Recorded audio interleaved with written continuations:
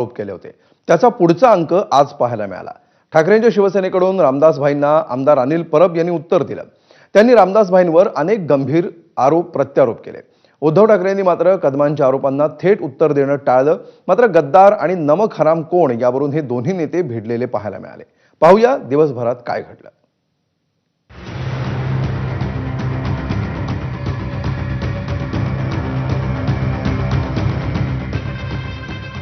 दसरा मेळाव्यात शिवसेनेचे ज्येष्ठ नेते रामदास कदम यांनी बाळासाहेब ठाकरेंच्या मृत्यूच्या अखेरच्या दिवसांबाबत गंभीर आरोप केले. बाळासाहेबांच्या निधनानंतर त्यांचा मृतदेह 2 दिवस घरात का ठेवला होता असा प्रश्न विचारत थेट उद्धव ठाकरेंवर टीका करत नार्को टेस्ट करण्याचं आव्हान दिलं होतं. ठाकरेंच्या वतीने आरोपांना आमदार अनिल परब यांनी उत्तर दिलंय. हिंमत असेल उद्धवजींनी डावी बोलावं, मी त्यांना उत्तर देईन. होऊन जाऊ दे नार्को टेस्ट दोघांची, माझी तयारी आहे त्यासाठी. आमचं म्हणणं असे की ही नार्कोटेक्स झालीच पाहिजे. या नार्कोटेक्स मधनं सत्य काय ते बाहेर आलंच पाहिजे. जो रामदास कदम यांनी खोटे आरोप केलेले आहेत.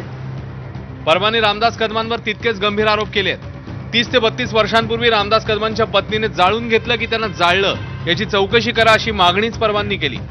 या आरोपांनाही रामदास कदम यांनी तात्काळ उत्तर दिलंय. 1993 ला